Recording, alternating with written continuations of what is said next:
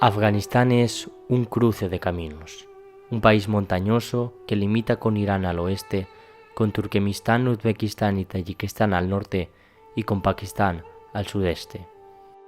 En la Guerra Fría se convirtió en un campo de batalla entre los dos bloques.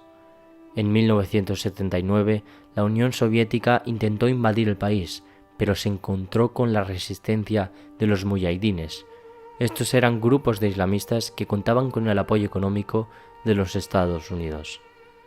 Tras 10 años de enfrentamiento, el ejército soviético no pudo con las guerrillas muyahidíes y se retiró. Tras ello, el país se sumergió en una guerra civil entre las distintas facciones de islamistas. En 1996, los talibanes tomaron el poder y proclamaron el Emirato Islámico de Afganistán. Este régimen tuvo una duración aproximadamente de 5 años.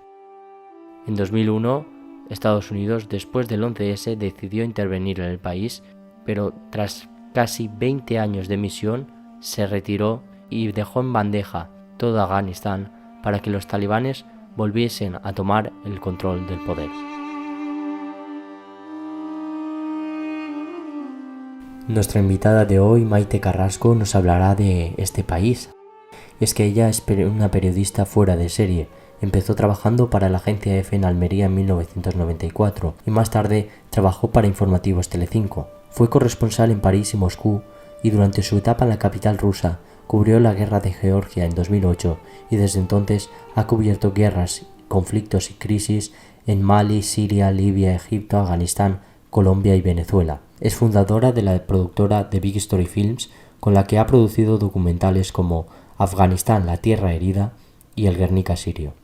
¿Qué es lo que te ha llevado a cubrir tantos conflictos? Bueno, la verdad es que yo fui corresponsal de guerra por casualidad. Yo no quería, en un principio no había soñado nunca con ser corresponsal de guerra. Yo quería contar historias. No sé si me oyes bien así o me acerco el micrófono. No, te escucho perfectamente. Sí. Yo quería contar historias y de hecho desde pequeña escribía libros. Escribía con 10 años novelas sobre lo que me pasaba, sobre mi vida infantil. Y entonces yo ya sabía desde pequeña que me quería dedicar a contar historias. Luego la vida me llevó por casualidad, ¿no? Hice mucho de reportera en provincias, en Almería y en Barcelona, y luego pues poco a poco la vida me llevó fuera a París, a Euronews. Bueno, estuve en Euronews en Lyon y después a París como corresponsal de Mediaset. Y de ahí salté a Moscú y en Moscú estalló la guerra de Georgia en el año 2007. Y entonces, bueno, me tocaba geográficamente el área, porque era además la primera guerra de Putin después de la Segunda Guerra Mundial, bueno, de la Unión Soviética, entonces Rusia ya, y entonces me tocó cubrirla. Y me fui por casualidad, me di cuenta de que era lo mío, ¿no? De que no tenía miedo, o el miedo que yo había esperado, que valía, porque bueno, me enfrentaba a las situaciones, yo ya tenía un bagaje como periodista y me enfrenté a las situaciones con naturalidad y además pensé que era el periodismo que me interesaba más, porque la verdad es que era el periodismo de primera mano, el que ves a la gente de cara a cara, que te está contando cómo cambia un país, estás viviendo, dicen que los periodistas somos los primeros cronistas de la historia, ¿no? Cuando hay una guerra. Y yo creo que o acontecimientos históricos, en ese momento tú te sientes que estás haciendo algo importante, ¿no? Dentro de lo que son los palos del periodismo, como los llamo yo. Yo me gustó ese y ahí continué. Después de Georgia, pues me fui a Afganistán por primera vez, después regresé bastantes veces. Y bueno, Afganistán se metió en mi corazón, ¿no? Después hice pues Mali. Viajé muchísimo en Mali, hice mis primeros documentales en el año 2010 sobre los secuestros, después vinieron todas las revoluciones árabes y las cubrí todas. Vi caer a Mubarak en la Plaza Tahrir en Egipto, vi caer a Gaddafi, estuve bastante tiempo en las dos partes, en los dos lados de la guerra de Libia y después Siria, ¿no? Que fue una guerra muy importante para mí, porque fue una guerra devastadora emocionalmente para mí. Y después Afganistán de nuevo, es decir, fue como un círculo pasando por Latinoamérica y yo creo que muchos años de guerras y muchos años que en mi generación nos ha tocado cubrir guerras muy distintas, ¿no? ¿Cuándo llegaste a Afganistán por primera vez? Has dicho que después de Georgia, para cubrir exactamente aún estaba los Estados Unidos la intervención. ¿Cómo recuerdas aquellos años? Bueno, en aquel entonces había elecciones y recuerdo que era de las primeras elecciones que votaban las mujeres. Y era el año 2007, 2008, 2007, si no recuerdo mal. No, uno de los dos. Y entonces fue un año en el que yo aterricé, iba sola, y aterricé para ser freelance en zona de conflicto. O sea, después de la guerra de Georgia me comprometí, digamos, con la profesión y cogí un productor sobre el terreno que le llamamos Fixer, que ahora está en Madrid y que logré, pues gracias a mucha ayuda de mucha gente, sacar de Afganistán y él a sí mismo, que también se salvó, y a su familia el pasado verano, no el anterior, cuando cayó Kabul. Entonces trabajaba allí con Salem Waghdad y Salem siempre me acompañaba porque las mujeres no pueden ir sola por la calle en Afganistán. Siempre tenía que ir acompañada con él, hasta el punto de que te cuento una anécdota. Un día estábamos saliendo de un restaurante que había en la terraza de un hotel y al salir iba con otro compañero español y al salir nos siguió un coche, ¿no? Durante mucho tiempo en Kabul. Y entonces mi fixer, Salem, se puso muy nervioso, dijo, ay, ay, ay, cuidado que nos van a secuestrar, algo está pasando. Entonces dice, bueno, voy a hablar con ellos. Entonces nos paramos, se fue a hablar con ellos y al regresar me dice, no, Maite, es que es la policía que piensa que eres una prostituta porque has salido de un hotel con 2 hombres. Esto para que veáis un poco el nivel que hay en Kabul de persecución contra las mujeres, y yo tengo esta cara que es un passepartout, como dicen los franceses. Yo paso por todo, paso por afgana, paso por egipcia, paso por azara, paso por Libia, es decir, que tengo una cara que pasa por todos lados, menos en los países africanos, ¿no? Pero sí que me ha favorecido estar en países árabes, en Oriente Medio y etcétera. Y en Afganistán pasaba como una afgana más y me vestía. Y aquellos años fueron muy interesantes para mí. O sea, viví mucho tiempo con las afganas, viví mucho con los afganos. Estaba en compounds, pero no tanto. O sea, estaba con la gente de la ONU y de las ONGs, pero los periodistas éramos bastante libres, éramos los que más libres podíamos estar, ¿no? Los soldados estaban acuartelados y la gente, como digo, de OTAN, ONU, etcétera, pero nosotros nos movíamos por el país como podíamos, ¿no? Había riesgo de secuestro, era peligroso, pero yo, como paso por una afgana, francamente podía moverme por todos lados, ¿no? Y en aquella época, en todos los viajes que he hecho repetidamente a Afganistán como freelance, he podido cubrir el país de forma muy profunda. Y la verdad, con mucho interés y con mucho entusiasmo, porque es un país que donde digo, me dejé el corazón. ¿Qué percibías en aquella sociedad afgana en la que había restricciones a las libertades, pero igual menos que ahora? ¿Percibías que eso podía generar una mayor apertura, una mayor democracia, o que había realmente un riesgo de que al final el islamismo radical tomara el poder y que los dejaran abandonados? Bueno, en aquel entonces se creía mucho en que la comunidad internacional iba a ayudar, es decir, que estaba dejándose muchísimo dinero, estaba dejándose muchísimo esfuerzo, había muchos proyectos en marcha, se veía mucho optimismo, se veía de verdad como una nueva ola de un entusiasmo y una esperanza de que el país fuera a cambiar. Gracias a la presencia de todos los que estábamos allí, que no éramos de allí, o sea, todos los occidentales, ¿no? Y sobre todo pues el apoyo económico, que fue lo más importante para ellos, y también psicológico, ¿no? Porque el hecho de que hubiera pues, más de 42 países, que eran los que conformaban ISAF, que estaban repartidos por todo el país y que estaban, bueno, como los Reyes Magos, ¿no? Repartiendo el maná que caía por todos los regalos que caían por todas las ciudades, en los proyectos, etcétera. La gente pensaba que iban a organizar bien todo aquello, ¿no? Pero lo cierto es que los talibanes estuvieron ahí, siempre estuvieron ahí antes, después y ahora, ¿no? No lograron desalojarlos porque tampoco se pudo, ¿no? No hubo voluntad porque estaban incrustados dentro del pueblo, es decir, yo recuerdo que hay muchos estrategas que siempre dicen, si quieres ganar una guerra, ponte del lado de las guerrillas. Nunca te pongas del lado del ejército, ¿no? Las guerrillas siempre ganan la guerra, menos en Colombia y en otros países donde estaba, por ejemplo, las FARC. Pero en el caso de muchos países de Oriente Medio, este ha sido el caso, ¿no? Las guerrillas, la guerra de guerrillas, pues ha sido constante. Ellos tienen el reloj en la mano, el tiempo lo miden de forma diferente. Y de hecho eran personas, los talibanes que están ahora, son personas que han perdurado durante el tiempo porque ya eran combatientes antes. Habían estado muchos de ellos 10 años combatiendo contra los soviéticos. Habían nacido muchos luchando en la guerra o habían crecido en las madrasas de Pakistán. Es decir, que eran gente que ya estaban, habían nacido en la guerra y estaban, bueno, en ese ambiente militar castrense desde pequeños, y no solo castrense, sino en un ambiente religioso, profundamente religioso, ¿no? En el que hasta el tuétano les metían que solo hay una religión y que solo hay una forma de vivir, que es esta forma radical de vivir, que es la que ellos tienen, y todo lo demás es pecado. Y te puedo decir que hay un porcentaje enorme de personas que han crecido así, han nacido así, son los talibanes, que no se plantean si hay otra realidad. No se lo plantean, sencillamente, ¿no? Porque una cosa que has aprendido desde la infancia es muy difícil salir si no te vas a otros ambientes, y ellos no salen de las montañas. Ahora sí están en la ciudad, están ocupando puestos de nuevo, pero bueno, en una situación muy cómoda para ellos porque tienen el poder y están disfrutando de él, ¿no? Entonces, por un lado, o sea, nada les va a llevar a cambiar esa mentalidad.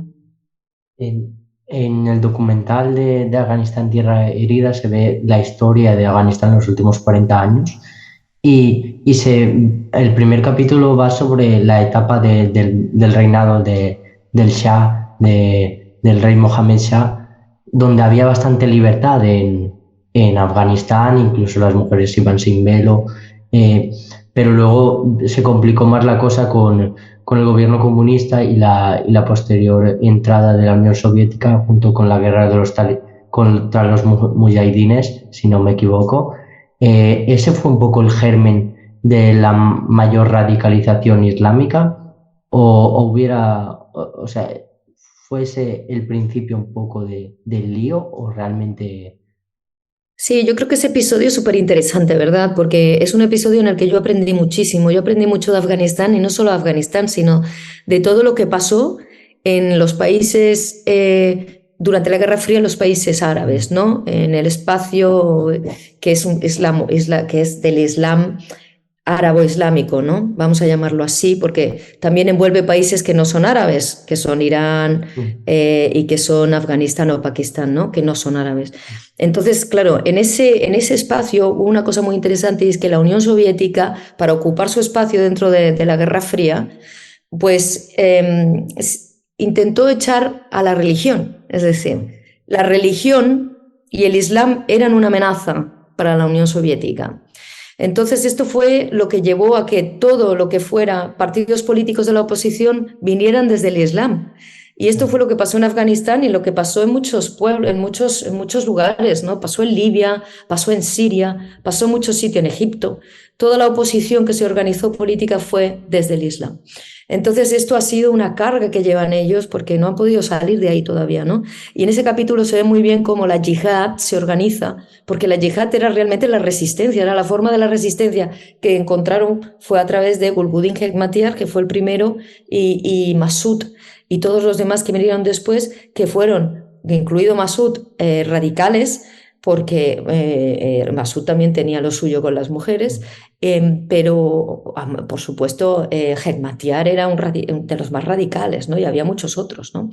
Pero aparece en el documental Hekmatyar, y Hekmatyar fue uno de los primeros que vemos. O sea, lo que tiene la serie es que le vemos en archivo en aquellos años, y tenemos la entrevista con él, y entonces tú le ves cómo argumenta él en aquellos años, y luego lo vemos en la Guerra Civil, cómo argumenta la Guerra Civil, ¿no? Es tremendo ver a este personaje a lo largo de la historia de Afganistán, que es lo que tiene la serie, que es increíble ver a estos personajes a lo largo de 4 capítulos y cómo han evolucionado, y la grandísima impunidad que hay, ¿no? Que en el 4.º capítulo, que es cuando estamos los occidentales, ellos siguen ahí, y no solo siguen ahí, es que están en el Parlamento. Es que les aceptamos en el Parlamento, a aquellos que habían masacrado a la población durante la Guerra Civil en los 90 y a los que habían participado en la yihad, porque claro, luego se les absolvió porque luchaban contra los soviéticos y entonces estaban de nuestro lado durante la Guerra Fría, ¿no? Es muy interesante todo, y yo creo que la historia de Afganistán responde a la historia de muchos lugares en el mundo donde la sombra de la Guerra Fría todavía continúa, ¿no? Exacto, parece que por intentar ganar la Guerra Fría se hicieron cosas que a la larga tuvieron grandes consecuencias negativas, no solo para Afganistán, sino para muchos sitios. En este contexto, ¿En qué crees que se ha equivocado Occidente o la parte más de Estados Unidos, de Europa, tras la intervención en pleno siglo XXI? ¿Por qué no se ha podido construir algo ahí? Bueno, yo creo que esperaban que la misión fuera más corta y fue con buena intención. Lo que pasa es que, como todo, pues las guerras siempre ganan por el lado comercial en lo militar. Es decir, lo militar siempre toma más importancia porque mueve mucho dinero, la venta de armas, luego aparece la corrupción, donde hay demasiado dinero en países del tercer mundo aparece la corrupción y el problema ha sido la grandísima corrupción, la incapacidad de la comunidad internacional de parar esa corrupción allí sobre el terreno, porque incluso había sobornos a los mismísimos talibanes para poder pasar por carreteras o para que no boicotearan ciertos proyectos que tenían en marcha, como pozos de agua, como hospitales, etcétera, etcétera. Y entonces, bueno, eso era un negocio que se retroalimentaba, ¿no? Y había que ponerle un fin. Había que ponerle un fin en algún momento, pero ese fin supuso el abandono del pueblo afgano. Y bueno, más allá del abandono del pueblo afgano, el problema es que Trump incluso vendió el país a los talibanes, es decir, se los regaló en bandeja, ¿no? En aquellas negociaciones en Qatar, en las que no estuvo ni el gobierno, luego el gobierno pilló las de Villadiego y se fue como si nada hubiera ocurrido. Tenían todo preparado para irse, la población civil le pilló por sorpresa porque todo el mundo tenía su dinero en el banco, no habían previsto tener su pasaporte a mano por si querían irse, etcétera, etcétera. Y esto, no me digas tú que los servicios de inteligencia del mundo mundial no podían saber que iba a ocurrir una cosa así. Si estaban negociando con ellos en Qatar, si tienen información de primera mano, ¿me vas a decir que gobiernos como Estados Unidos o como Rusia o como los occidentales no tienen servicios de inteligencia que manejan una información así? Pues quizás es que lo dejaron pasar, ¿no? O que no le interesaba a nadie dar la voz de alarma o que, bueno, pues realmente los talibán tuvieron una ayuda increíble de otros servicios secretos viniendo de otras partes del mundo que compiten con los nuestros, ¿no?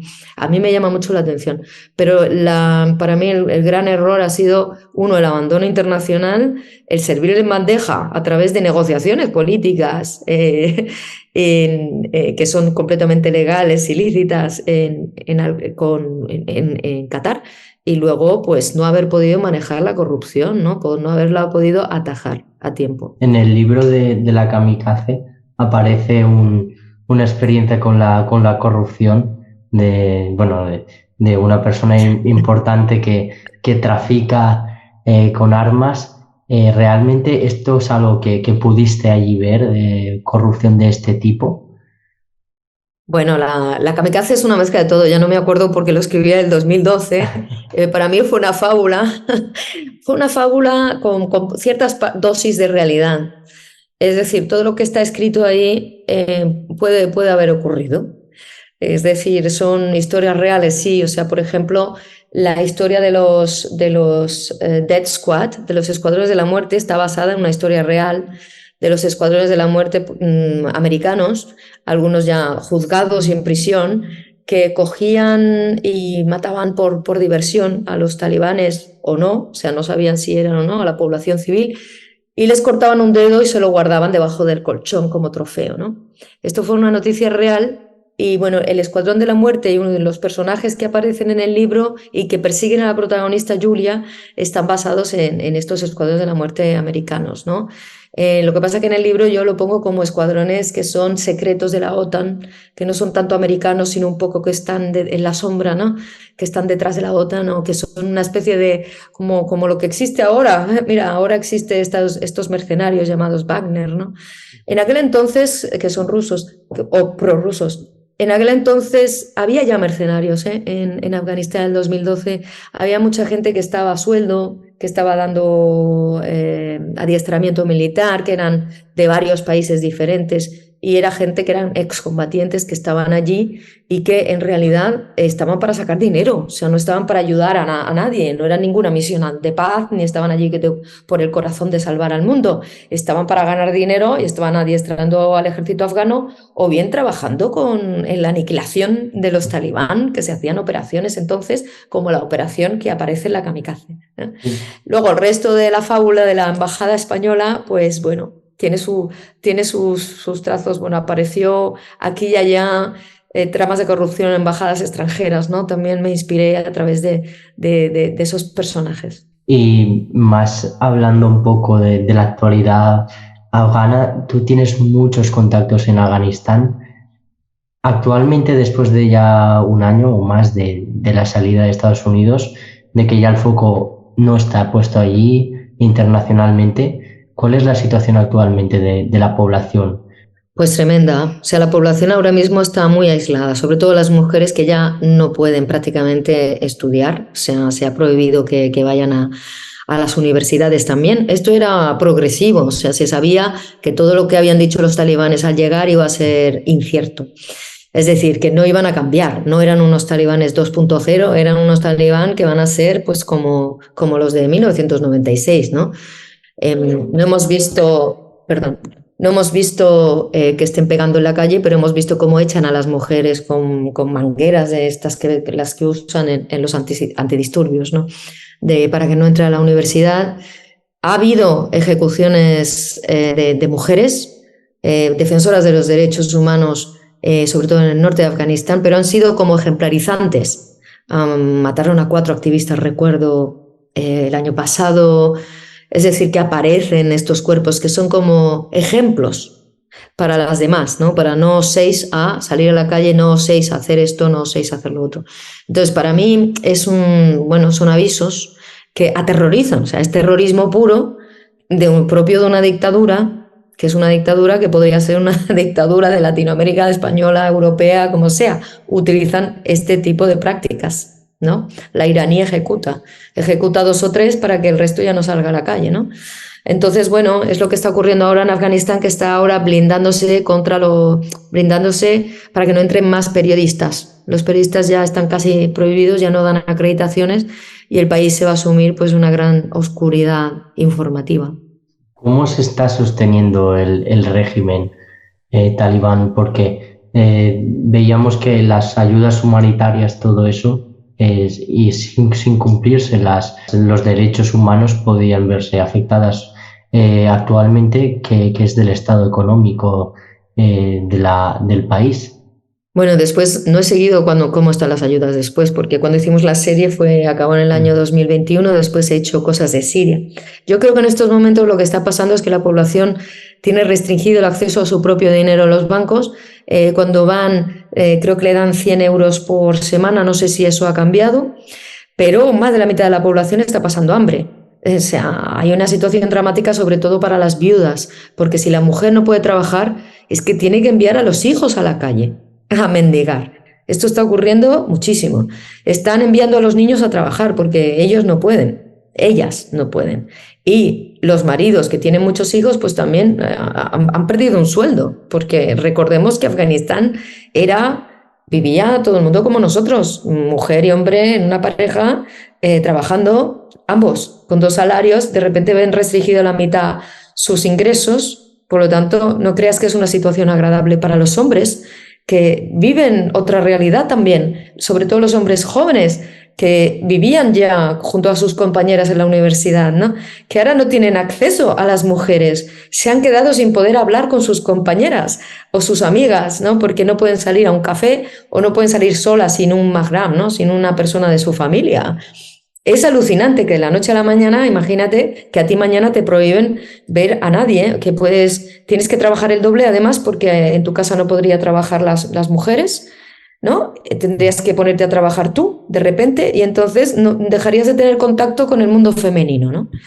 Esto en gente que ya no lo había vivido, ¿no? Porque habían pasado 20 años, alucinan, ¿no? Están entrando en otra era, están entrando en la Edad Media y están alucinados porque nadie les va a rescatar, ¿no? de este paso atrás. ¿El mundo seguirá olvidando a Afganistán o llegará un punto en el que igual por alguna causa geopolítica vuelva a estar de actualidad y se tenga otra vez que intervenir?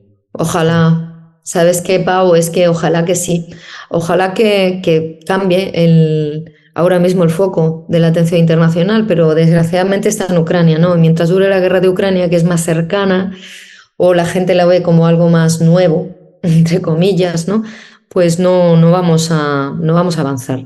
Yo creo que ahora Afganistán está entrando a una etapa como la que entró en 1996, que culminó con una guerra civil, lamentablemente, porque la gente estaba en otras cosas. Y además recuerdo que el 92 también fue un momento en el que surgió la guerra de los Balcanes, estallaron la guerra de los Balcanes, ¿te acuerdas?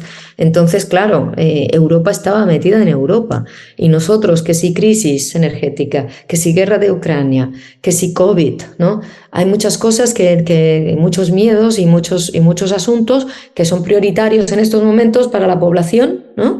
Que nos tienen más preocupados, que es la salud personal, que son nuestras finanzas, cómo vamos a sobrevivir, etcétera, etcétera. Entonces, claro, cuando en estos tiempos, desgraciadamente, aumenta la extrema derecha, aumenta el egoísmo y el abandono internacional de los países que están peor. Y en estos momentos, pues desgraciadamente, los próximos años no veo que haya otra salida para los afganos que huir, como muchos están haciendo, o vivir entre rejas durante unos años en prisión. Pensar, bueno, son unos años de prisión y vamos a ver cómo nos liberan, ¿no? De nuevo. Porque la historia de Afganistán es una rueda, como se ve en la serie. Es una rueda que se repite, ¿no? Vienen los extranjeros, intentan salvarles, acaba en guerra, sea extranjera o sea propia, etcétera, etcétera, ¿no? Entonces vamos a ver quién les rescata esta vez. Es muy difícil, entiendo, un cambio a nivel interno en ese país. Mira, el problema es que todas las tensiones entre etnias surgieron durante la guerra civil, se exacerbaron. Después se calmó durante 20 años. Pero ahora, con los talibán, regresan, porque los talibán son pastunes, que es la etnia mayoritaria. Entonces, en una dictadura como esta, las minorías como las azaras, ¿no? Como los tayikos, se ven perjudicadas sí o sí, porque bueno, los pastunes toman sus privilegios, ¿no? Y esto es un gravísimo problema que es muy histórico dentro de Afganistán y ahora pues vuelve a resurgir, ¿no? Y de hecho ha habido atentados terroristas, ha habido crímenes cometidos contra los azaras y esto, bueno, se está denunciando, pero son, bueno, todo lo que pasa en Afganistán, ¿no? Que son muchísimas cosas, mucho sufrimiento de la población, incluido este. Y vamos a ver si en Afganistán esto se resuelve de alguna manera en el futuro, pero las tensiones étnicas pues van a seguir latiendo, ¿no? Una última pregunta. ¿Qué te ha dejado en tu pozo interno Afganistán, tanto a nivel personal como profesional? A nivel personal me ha dejado mi pareja, porque la conocí allí, era fotoreportero en aquel entonces, nos conocimos en Afganistán y después hemos creado una familia, o sea que hablamos mucho de Kabul, nos conocimos allí y tenemos muchos amigos comunes, los que nos presentaron y luego los hemos seguido viendo, ¿no? Es una gran comunidad los que estuvimos en Afganistán. Eso fue lo bueno que me ha dejado, ¿no? Lo malo que me ha dejado es pues la sensación de que hay pueblos que están un poco malditos, que no llegan nunca a tener la paz, ¿no? Es la sensación que yo tengo de ese pueblo, que es un pueblo maravilloso, precioso, con mujeres con una resiliencia y hombres, una resiliencia que yo no he visto en otros lugares del mundo, unas mujeres empoderadísimas, inteligentes, con un potencial tremendo, ¿no? De talento intelectual, con una gente maravillosa, de verdad, con grandes valores, pero que realmente pues no les dejan prosperar, no les dejan ser un pueblo normal, porque están en ese crossroads de culturas, ¿no? Geográficamente en un lugar tremendo, ¿no? Del planeta Tierra, donde les ha tocado estar pues un poco rodeados de países, ¿no? Como eran frontera con la Unión Soviética, Pakistán por un lado, India por abajo, que son enemigos históricos y además tienen armas nucleares los dos. Al lado tienen Irán, que es un país donde todos sabemos lo que está ocurriendo. Vengo a decirte que son países realmente donde tienen grandísimos problemas y donde se están dirimiendo un poco los problemas de otros. Desde hace muchos años es un lugar que es una proxy war constante, como le dicen, una guerra donde se libran los conflictos de otros, como es Siria también en estos momentos o Yemen, ¿no?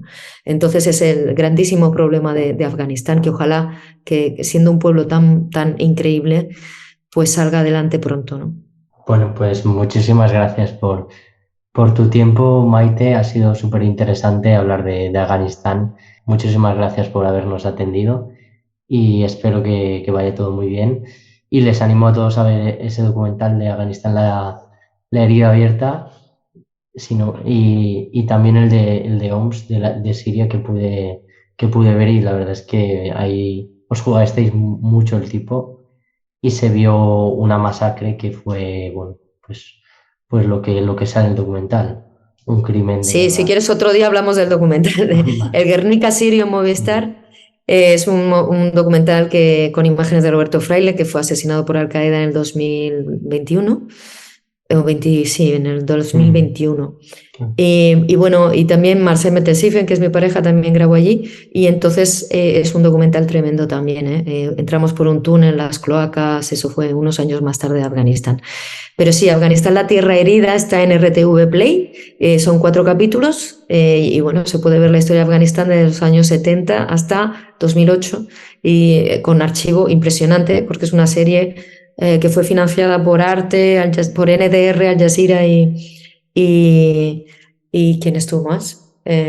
Arte, NDR y Al Jazeera. Y entonces, bueno, fueron 1,5 millones, creo, de presupuesto, y así da gusto, ¿no? Poder hacer documentales.